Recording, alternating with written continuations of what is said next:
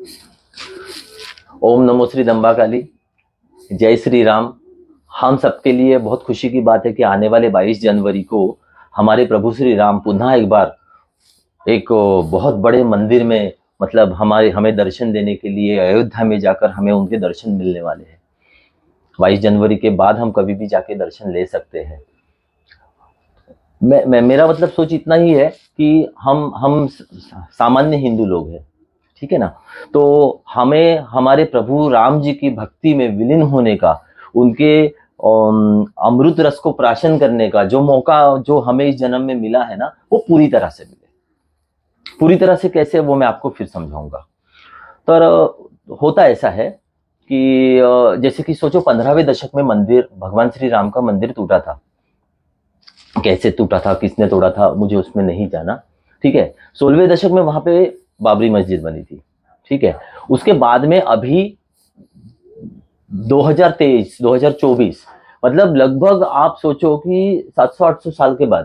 देखो मेरा ज्ञान मुझे जितना है उतना मैं बता रहा हूँ, कोई इस पे कुछ ऑब्जेक्शन ना ले। तो आज 700-800 साल के बाद में भगवान श्री राम पुनः एक बार अयोध्या में आने वाले हैं। इसके पहले भी हम लोग अयोध्या गए थे, जब एक मतलब बहुत सारी मतलब सिक्योरिटी थी और बहुत सारे छोटा सा रामलला का दर्शन हमने लिया था।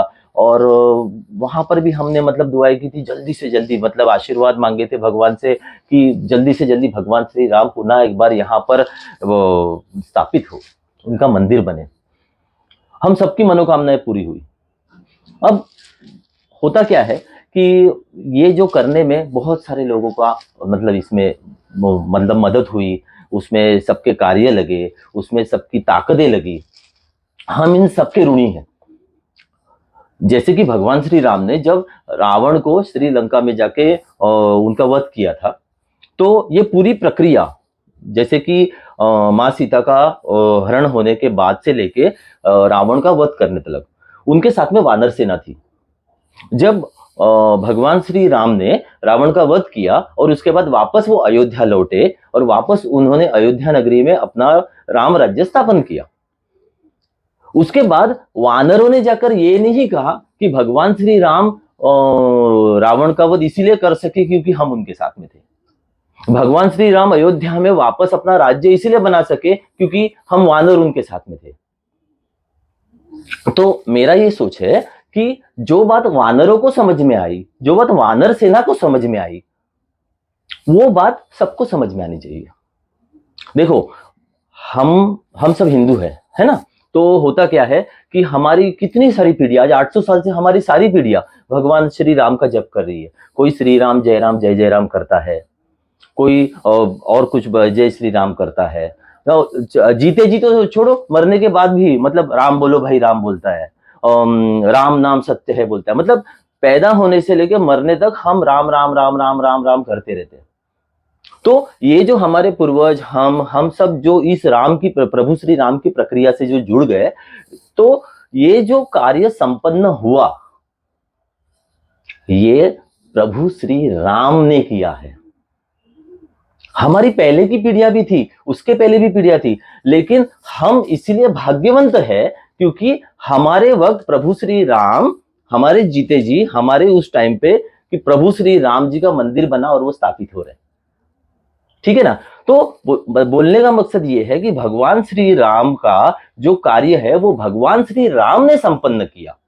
भगवान श्री राम ने रावण का वध किया और उस पूरे कार्य में, भगवान श्री राम के इस भगवत कार्य में वानरों को स्वाभिमान था कि हम उस कार्य का हिस्सा बने।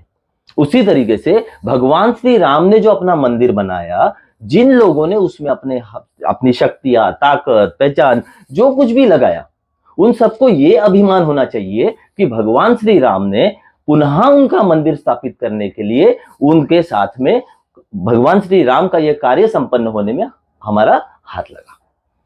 उन्हें इस बात का अहंकार नहीं होना चाहिए, उन्हें इस बात का गर्व नहीं होना चाहिए कि हम है इसलिए राम, प्रभु श्री राम है, जो थोड़ा सा दिखाई दे रहा है। मैं किसी व्यक्ति को बोलना नहीं चाहता। देखो अभी क्या हो रहा है मालूम है कि अचानक कोई व्यक्ति आता है और कहता है कि राम, प्रभु श्री राम मांसाहारी थे। अचानक मतलब उसके बाद में कोई मतलब एक संत आके बोलता है कि मैं उसका वध कर दूंगा। अचानक कोई आके बोलता है कि किसने क्या किया और किसने क्या नहीं किया। अरे हम प्रभु श्री राम का मंदिर बना रहे, सबसे पहले प्रभु श्री राम के आदर्श हमारे अंदर आने चाहिए, है ना, हमारे अंदर आने चाहिए। प्रभु श्री राम का मंदिर बनते वक्त हमें अब ये सब बातें निकाल के और ये सब बातें करने नहीं चाहिए, क्योंकि हम जिन आदर्शों के पीछे, जिस राजा प्रभु श्री राम राज्य के पीछे जा रहे हैं, वहां पर ये चीजें नहीं आती। राजनीति में आप प्रभु श्री राम के आशीर्वाद से आए, प्रभु श्री राम जी के आशीर्वाद से जीते। अब राजनीति में अगर प्रभु श्री राम के ऊपर आप कीचड़ उठा लोगे तो कैसे चलेगा? अरे वो प्रभु श्री राम है, वो साक्षात विष्णु के अवतार है। आप अपनी राजनीति के लिए, आप अपने समाज नीति के लिए आप प्रभु श्री राम जी को बीच में मत खींचिए, आप उतने बड़े नहीं है। कोई भी अच्छी बुरी बात यहां पे नहीं हो सकती। मैं आपसे क्या कह रहा हूं कि 22 जनवरी को आपका प्रोग्राम है ना, 22 जनवरी को देखो बहुत लोग जा भी सकेंगे, नहीं भी जा सकेंगे, बराबर ना। अभी क्या होगा 22 जनवरी को वहां पर वीआईपी संस्कृति इतनी होगी ना कि वहां पर आम आदमी का उतना बस नहीं चलेगा, लेकिन और होनी भी चाहिए। प्रभु श्री राम है, वो पूरा देश की मतलब जितनी ताकत है उतनी होनी चाहिए, हम उसे कबूल करते। 22 जनवरी के बाद और थोड़ा टाइम ले लीजिए, लेकिन उसके बाद है ना, राम भक्तों को प्रभु श्री राम के साथ विलीन होने का पूरा मौका दीजिए। आप साधु है, संत है, सन्यासी है, आप पॉलिटिशियन है, आप सत्ताधारी है, आप सामान्य, आप कोई भी हो, आपने प्रभु राम जी को स्थापन करने के बाद आप प्रभु श्री राम के और हमारे बीच का ब्रिज मत बनिए। ये हमारी एक विनती है आपसे। अब हम राम भक्तों को उन प्रभु श्री राम जी के पास जाने के लिए है ना, मतलब पूरा साफ मन, वहां पर जाने के बाद पूरी तरह से उस मतलब अमृतमय सागर में, मतलब प्रभु श्री राम जी को देखने के बाद जो सुख मिलना है वो हमें पूरी तरह से मिलने दीजिए।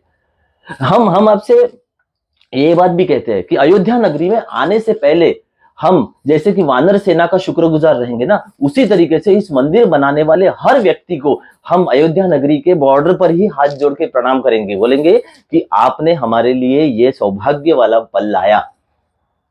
लेकिन जब हम अयोध्या नगरी में कदम रखेंगे ना, तो आपका अस्तित्व कृपा करके ना हो। अयोध्या नगरी में जब हम कदम रखेंगे तब सिर्फ प्रभु राम जी का अस्तित्व हो। अयोध्या नगरी में जब हम आए तब हम उस राम राज्य में आए, क्योंकि हम एक सामान्य लोग हैं, सामान्य हिंदू है ना।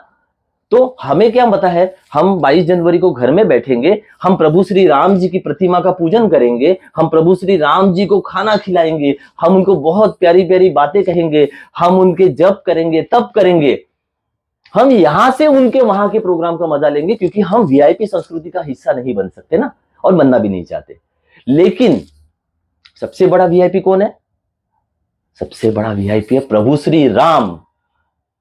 और जब ये प्रोग्राम हो जाएगा, जैसे लंका में जीतने के बाद भगवान श्री राम वानरों के साथ वहां से बाहर आए, वानर गए अपनी जगह, प्रभु श्री राम आए अयोध्या में अपने राज्य संभालने को, बराबर ना। उसी तरीके से 22 जनवरी को आप जब प्रभु श्री राम की स्थापना करेंगे ना, उसके बाद आप अपने काम में, अपने रास्ते में लग जाइए। आपने इतना बहुत बड़ा सौभाग्य का कार्य में आपको प्रभु श्री राम ने लिया, इसका मतलब आपको आगे भी प्रभु श्री राम का आशीर्वाद जरूर प्राप्त होगा। लेकिन हम लोगों को कृपा करके, सामान्य लोगों को, पब्लिक को, सामान्य हिंदुओं को प्रभु श्री राम की भक्ति में पूरी तरह से विलीन होने का, उस अमृत सरोवर में पूरी तरह डूबने का मौका दीजिए। बस इतना ही आपसे कहना था। ये जो मौका है ना, हम इसके लिए वापस एक बार कहते हैं, हम प्रभु श्री राम की बुराई नहीं सुन सकते। आपके राजनीति में अगर उनके बारे में कुछ कहे, हमको अच्छा नहीं लगता। आप सब लोग मिलकर ये सोचिए कि प्रभु श्री राम जी को राजनीति से दूर रखिए। आप उनकी राजनीति को, मतलब आप अपनी राजनीति कहां करनी है कीजिए, लेकिन कोई उनके बारे में कुछ कहे ना, तो क्या होता है मालूम है कि अगर कोई बोला कि प्रभु श्री राम जी के लिए कुछ बोला ना, तो हम रास्ते पे उतर के उसका कुछ नहीं कर सकते, क्योंकि हम आम लोग हैं, क्योंकि वो फिर हमें तकलीफ देगा।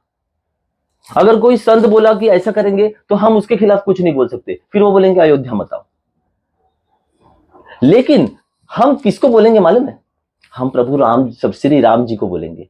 हम श्री राम जी को यहाँ पे आंख बंद करके बोलेंगे कि प्रभु श्री राम जी, आपके लिए कोई ऐसा बोल रहा है, आपके नाम से कोई अहंकार दिखा रहा है, आपके नाम से कोई ताकत दिखाने की कोशिश कर रहा है, आपके नाम से जिस वहां पर जाकर हमें और आपको मिलने नहीं दे रहा है, ये हम और किसी को नहीं कहेंगे, हम प्रभु श्री राम जी को कहेंगे। और देखना, आप हमारी बात सुनो या नहीं सुनो, वो एक ही वीआईपी इतने बड़े हैं ना, वो हमारी बात तुरंत सुनते। और हमारे आज हजारों लाखों लाखों करोड़ों हिंदुओं के कितनी पीढ़ियां जपती थी तपती थी कि प्रभु श्री राम आप वापस अयोध्या में अपनी नगरी बसाओ। ये सबकी इच्छा प्रभु श्री राम ने सुन ली, और यही हमारे लिए गर्व का क्षण है। और इस गर्व के क्षण को हम बहुत अच्छी तरह से अनुभव करना चाहते हैं, और आपको आगे रखकर आपके बाद आप जितना चाहे जो चाहे कर लीजिए, कोई प्रॉब्लम नहीं है, लेकिन एक टाइम के बाद आप हमें और प्रभु श्री राम जी को अकेले छोड़ दीजिए। हमें मतलब इस देश के आम हिंदुओं को और प्रभु श्री राम जी को, इसके बीच में से आप अपनी दीवार कृपा करके हटा दीजिएगा।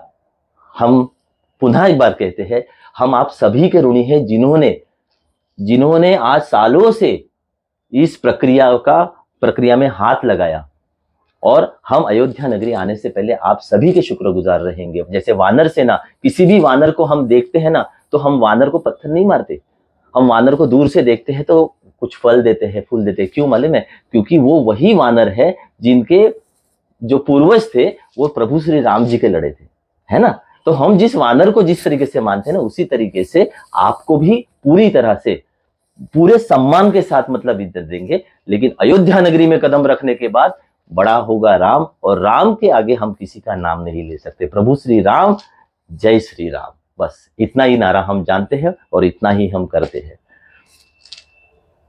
धन्यवाद। जय श्री राम।